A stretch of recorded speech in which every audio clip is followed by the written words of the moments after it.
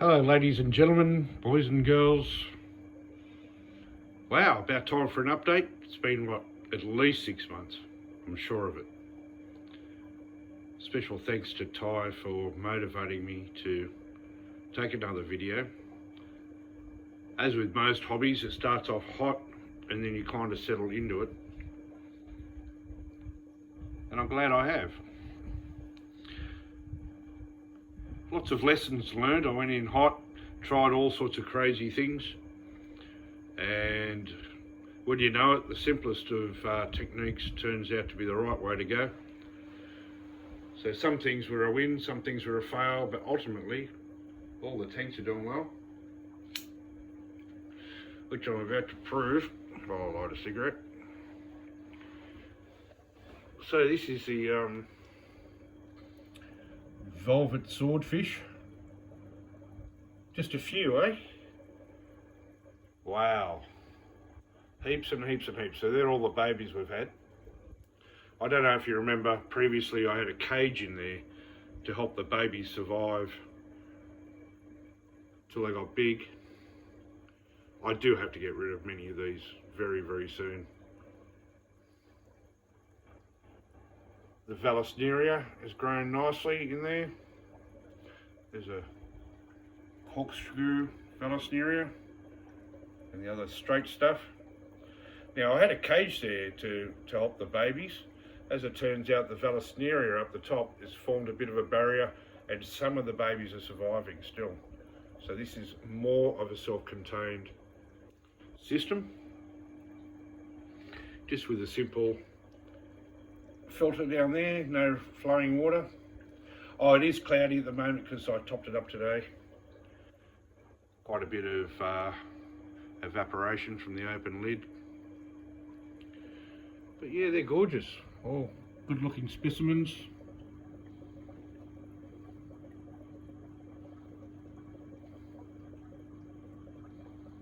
Yeah, look. It was clearer earlier. Anyway, no embarrassment. That is doing really well. As is the plant to the side.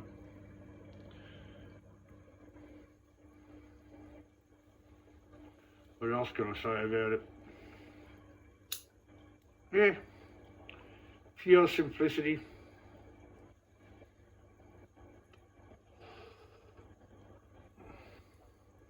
And this is right in the dining room, so I get to watch it all the time. Alright, on to the next tank. This is in the lounge room.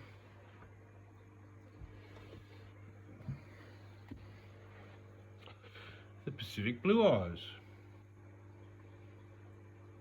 These gorgeous boys. I always say that, don't I? They're some of my favourite fish, the Pacific Blue Eyes. Get out of the way, snail. Okay, not perfect. You can see a bit of algae and whatnot. What I have discovered is I had the tanks way too pristine. It didn't actually support them having babies. I can't claim that I've got baby Pacific Blue Eyes yet, but we've got a fairly good balance here of places where babies can hide. But I do fuck all to them now, doing nearly nothing to these. Every now and then I pull out just a little bit, give it a bit of a quick scrub. Did have shrimp in here, I don't know if you remember. I've not seen the shrimp. They're gone, long gone. Way back when, you remember all the disease and all the bloody trouble I had. No troubles, everyone's happy. Let's have a look from where Kaz sits. This is where Kaz gets a look from, and the fish are often just back there a bit, schooling.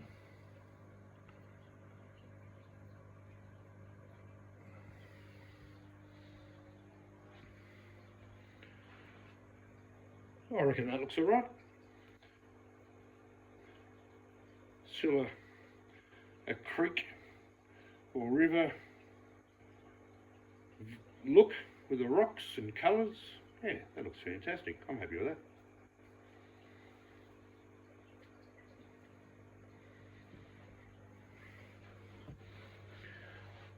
These are Amazon, they're called Amazon sword plants, or the big one there.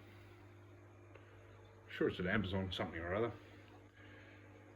Oh, they're gorgeous, but they grow so big, they do start looking messy. They don't look perfect. But ultimately it is natural. Now to stop reflections, I did turn the other tanks off. So you have to put up with me turning lights on and off again. And I'll just sit on the weight bench that never gets used at the moment and turn on the lights.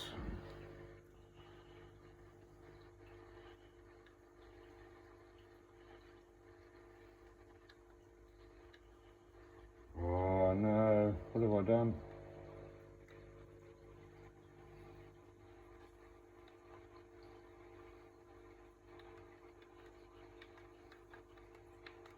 Oh, now I've just pressed every button and nothing's happening, so I'll come back to that one. I thought I had this worked out. Yep, I did. I'm sure I did. There we go, this one's working.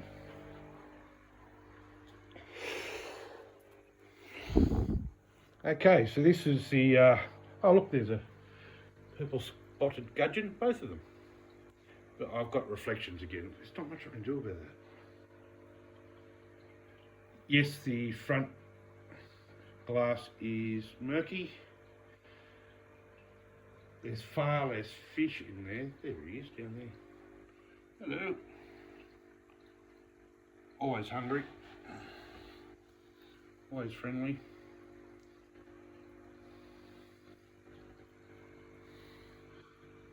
I think I will give this a clean next weekend.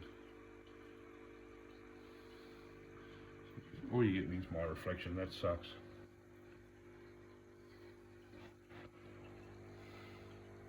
So these are all the native fish. Guess what? Probably half of them are now missing. I have a feeling that when I bought them, they were close to their use by date. You just don't know from aquariums what you're buying. The interesting story about this is, as you remember, I made all the lighting, painted up the stand to make this native top to look like a riverbank.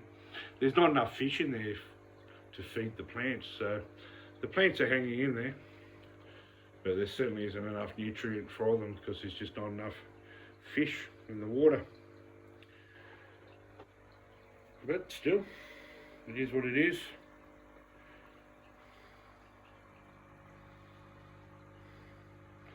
I know it looks kind of messy, but kind of natural at the same time. That's the way I try to see it anyway. Oh, that's disgraceful, the reflection.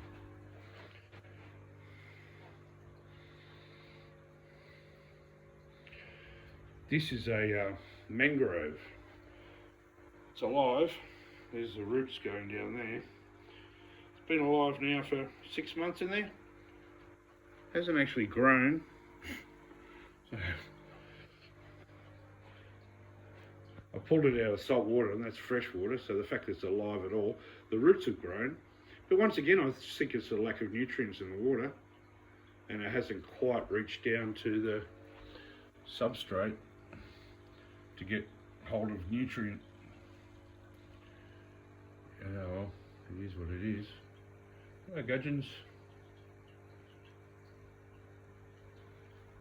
What's that up there? You gorgeous? They are.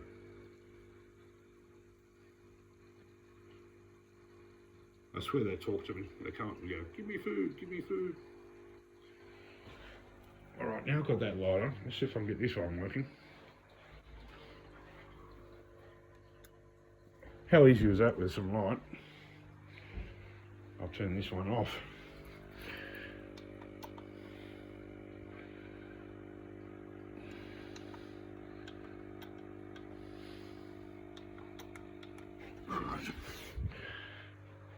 This is the replacement tank. The last one burst open. What have we got in there? We've got some platies and some white cloud minnows. They've got way too much space. There's nearly no fish in there. Once again, this tank had shrimp in it. Hello, Ty.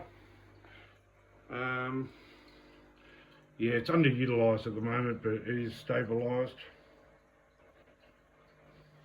But the good news is, these are all the baby white cloud minnows.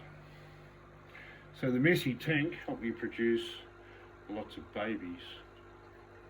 And they're all ready to go into the big tank as soon as I pull my finger out and move them over. It's just they're so happy in there. I haven't had the heart to move them so far.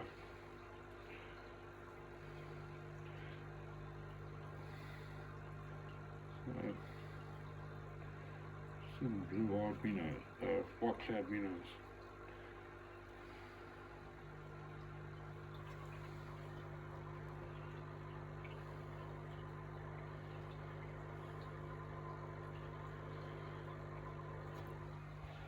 So there you are, you have got proof. Everything's still alive, everything's still kicking on. A little quieter. I'm not constantly buying new fish. Trying to keep it simple for a little while.